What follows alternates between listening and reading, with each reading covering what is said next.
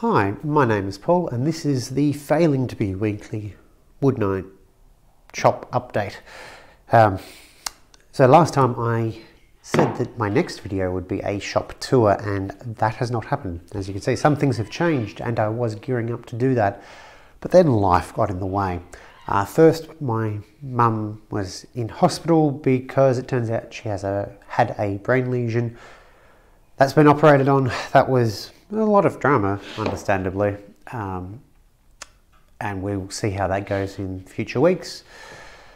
Then I happened to get sick. I've had a throat infection and I couldn't speak without a fair bit of pain until kind of yesterday. Yesterday, probably about 80%. Today I'm actually pretty good.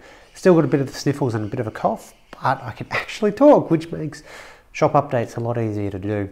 I live in Victoria, Australia. There were a lot of bushfires a couple of weeks back. They weren't near me, but they were close enough that the smoke happened to blow into the Yarra Valley, which is where I live. And normally we have amazing quality air. During that period of time, we actually had either the worst or second worst, depending on which day in the country, air quality that is. And being an asthmatic, that really did not help my throat, and that ended up leading to the infection. That has caused me to have a very sore throat and not talk, blah, blah, blah.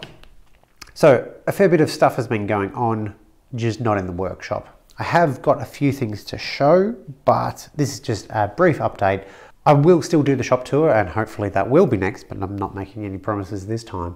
That will just take me a long time to get done because I need to record it in stages because I can't talk for too long, otherwise my throat will start hurting again. So the first thing that I have to show are the new blast gates. These are pretty much the same as the old ones that I did a few years back, except I've learned a few lessons. All right, so this was the original gate that I made to replace the cheap plastic blast gates you can get from pretty much any hardware woodworking store.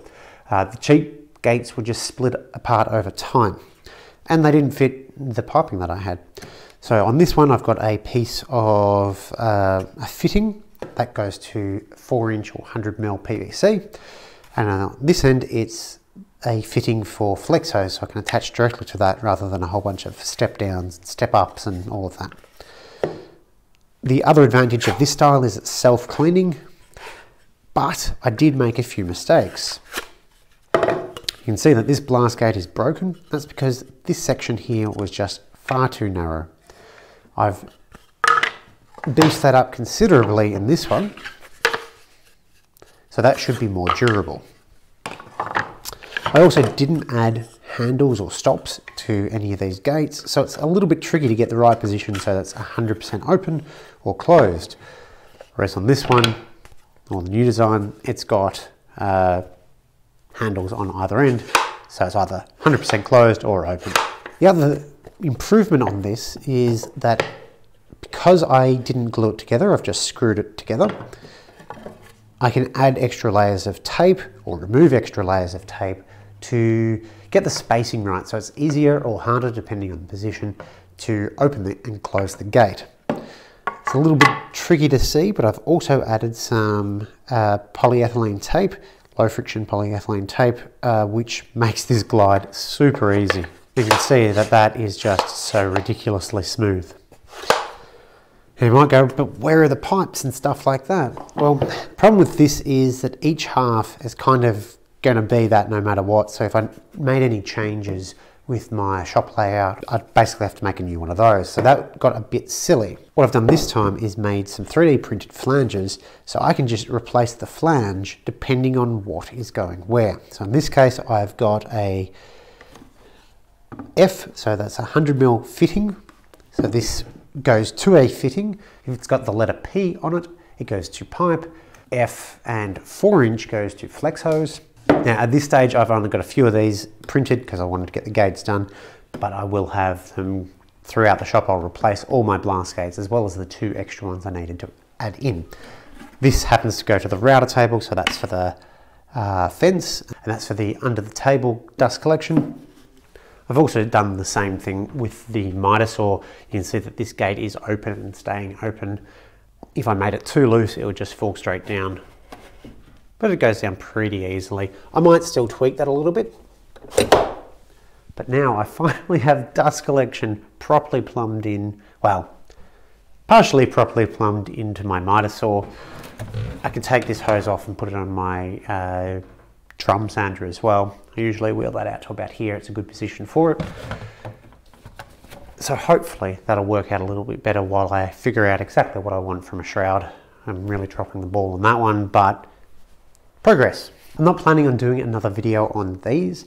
I will write up a website article, but in the meantime, if you are interested, I'll put it all up on GitHub. So that'll be the 3D printed adapters that I've used, as well as all the dimensions for these. The other thing I did manage to get completed during my absence, my lack of being able to talk, was the Wood Whisperer Guild Gaming coffee table. I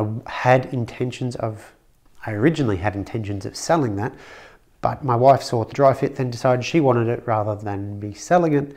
So that happened. There won't be a video on it because it was meant to be just a quick project, but everything kind of went to hell. I'm very happy with the results. I ended up using Fitter's hard wax oil on it. Really like that finish. Ended up also doing grain filling with the Fitters.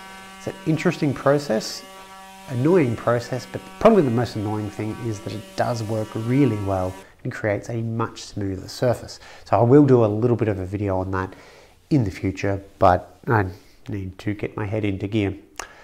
Anyway, that is all for this update. Thanks for watching and thanks for sticking around.